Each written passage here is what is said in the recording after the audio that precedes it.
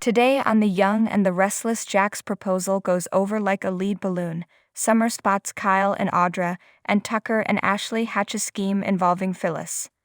At Newman Enterprises, Nick surprises Victoria in her office. He confronts her for deactivating his security badge. She reminds him he was always able to charm his way into the building. Nick's concerned about his support team that she disbanded and wants to ensure they landed on their feet after she pulled the rug out from under them. Victoria sniffs that if they have grievances, they can take them up with human resources. Nick asks, "What happens when I come back?" Victoria quips, "We'll burn that bridge when we get there." Nick's not amused. Victoria recaps that he needed time to recover. Nick smirks, "What would I do without you?" Victoria tells him their father doesn't have a problem with it. Nick says just because he's silent doesn't mean he agrees. Besides, Victor's busy playing matchmaker between him and Adam again. Victoria learns Victor wants him to work with Adam at McCall. Adam walks into the coffee house ranting into the phone about the necessity of layoffs at McCall. Sharon and Sally, who is on the patio, both overhear. Sharon tells Adam it sounds like the new company is keeping him busy but questions him about putting people out of work just like that. Adam says business isn't pretty. He's doing what is necessary to prepare McCall to take over Newman Media. Sharon calls him out for wanting to grab his family's media division. Adam frowns as she suggests he take his time and pay attention to detail in a bread baking analogy. Adam thanks her for the baking lesson and leaves. Sharon calls to Sally, "You can come out now." Sally thanks Sharon for the card and flowers, which was very thoughtful. Sharon muses that they all went through an ordeal that night. She knows how difficult it is to lose a baby. She touches on parents grieving together and says it's sad to see both her and Adam's hearts broken. Sally and Sharon agree he's back in form in business. Sally hopes Sharon can support Adam, but she doesn't owe him anything and has given all she plans to give. With that, she walks out. Summer wanders into the park and looks around. She spots her mom hiding behind a magazine and wearing a hat and glasses. They embrace and say they've missed each other. Phyllis asks her daughter what's going on. Summer wants to run away together to a country with no extradition treaties with the US. There's nothing keeping her there anymore. They go over her heartbreak where Harrison is concerned. Summer says Kyle hates her and she doesn't think she can turn it around. Phyllis urges her to let Kyle go through whatever he needs to go through and he'll come around. She feels horrible as though she's almost responsible for this.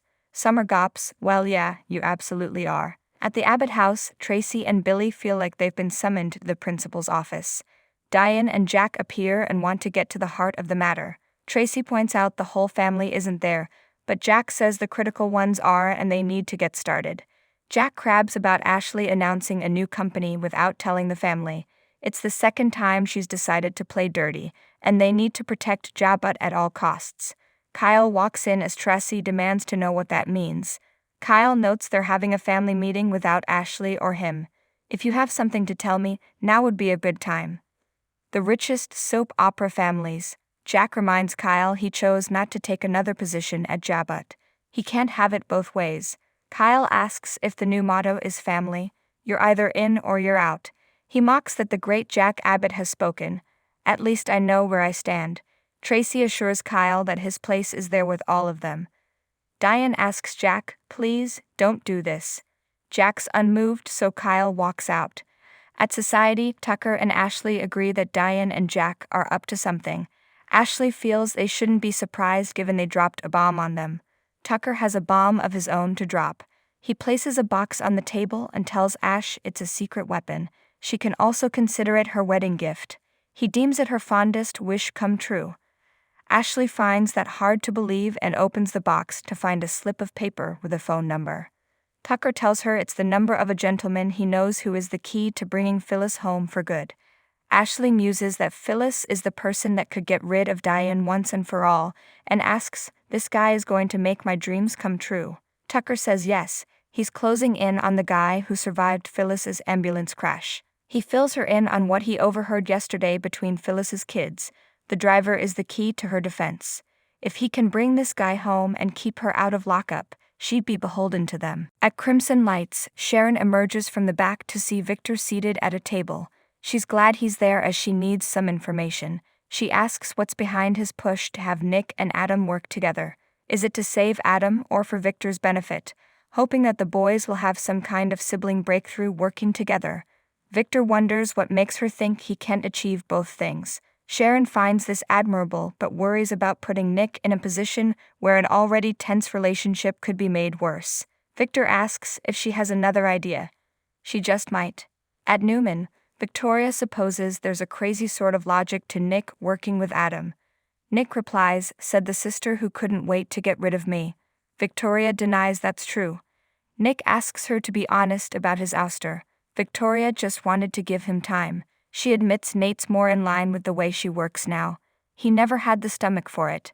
He can be the voice of reason for Adam. If anyone needs to hear it, it's their brother. In the park, Phyllis is determined to help Summer by talking to Kyle. Summer exclaims, "No, she needs to work this out on her own." She changes the subject to her turning herself in. Phyllis wants to go back to her and Kyle and says love always finds a way. Kyle enters the athletic club and spots Audra. He flashes to her offering him a job at Newman Media while they were in bed together. Audra finishes her work phone call by saying she has to talk to her business partner and see what he has to say.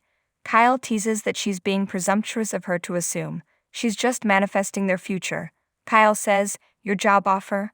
I'm interested." She smiles. "See? It pays to be bold." Kyle thinks Audra likes tempting him. She tells him he can have all he wants. "We have so much we could teach each other." Kyle thinks it could be dangerous to mix business and pleasure. Audra thinks they can channel their energy into the company. Kyle muses that it sounds as though they would be spending a lot of time together behind closed doors. Kyle wants Newman Media but plans to make Audra work for it. She tells him they should have a rule: no looking at me that way when we're in a public place. She has a company to run, and it would be so much better if they run it together. He teases that he has demands. She coos, "You tell me, how do I make you mine?" as Summer walks in. At the Abbott mansion, Tracy and Diane take on Jack over Kyle. Jack informs them he chose this course. They need to talk about Jabut. Billy suggests they launch the teen line. Jack thinks Tucker's endgame is Jabut. Billy thinks they'll have fun for a couple of months, and then get bored of it. Tracy never thought she'd see the day that Billy was the voice of reason. Jack can't take that chance and wants to remove Ashley from the board immediately. "Who's with me?"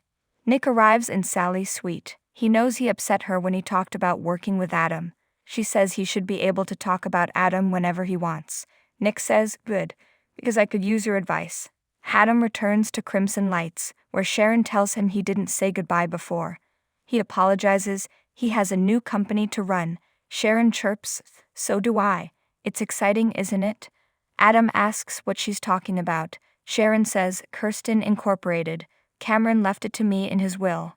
Now, as a new business owner, I have a proposition for you." At Society, Ashley and Tucker debate using Phyllis to get rid of Diane. Ashley worries she goes rogue. She doesn't know how to stop. She never does.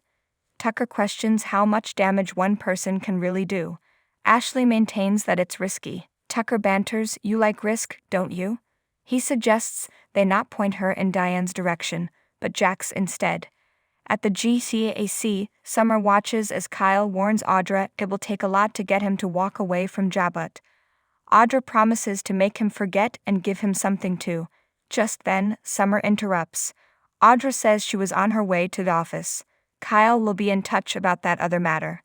After she walks out, Summer and Kyle lock eyes. At the Abbott mansion, Billy balks, "I'm sorry, Jack. You want to remove Ashley from the board of directors at Jabut?" Tracy can't believe he's even suggesting such a thing. Jack argues she just started a company in direct competition with Jabut. She could take her patents and run. Billy reminds him they don't know if she can do that or if that's her intention. Tracy refuses. Ashley stays. Billy agrees. "It's our decision, Jack." He assumes Diane will side with Jack. Diane says, "Actually, we already talked about this. Ashley and Tucker can only hurt us if we let them." Tracy declares the high road has the majority and urges her brother not to make this blood feud worse. At Society, Ashley and Tucker continue debating whether to use Phyllis to achieve their ends. Tucker feels she can get Diane off her game in ways they never could. Ashley wants to ensure that if they do this, Phyllis won't go into hiding or get dead again. Tucker assures her and asks her to tell him to find this Carson guy. Ashley says, let's do it. Let's get rid of Diane once and for all. In the park, Phyllis sneaks up on Michael, who hisses, we have got to stop meeting like this, I mean it. Phyllis complains that Summer's life is imploding. She could turn herself in, but she'd never see daylight again. But she has to help her daughter. I need you, she tells Michael. Summer blames her for her marriage imploding. She can't have Summer worrying about her going to jail or her marriage ending. Michael doesn't want to give her false hope. Phyllis asks him to tell her what he's got. Did you find Carson? Michael says, we are so close, if you could just hang on a little longer. In the GCAC, Summer asks what Kyle and Audra were talking about. Kyle says she wants him to come and work for her at Newman Media. He reminds her that his job at Marchetti was sacrificed for her. Summer informs him she was the one who got the job at Marchetti after the woman he had an affair and a child with threatened her. You followed me to Milan after I begged you not to. She say he did so because he knew down deep in his heart. Kyle jumps up. He isn't doing this, not here. Summer says, fine. She'll let him figure out where he belongs now, but reminds Kyle that Audra is her brother's ex and is sketchy. Kyle retorts, maybe I do have a type after all. Summer rears back. Kyle doesn't need anything from her and wishes her the best with her choices. I'm doing just fine with mine. In Sally's suite, she asks Nick what it would look like if he didn't go back to Newman. Nick says Victoria would be thrilled. Sally asks, and what if you went with door number 2?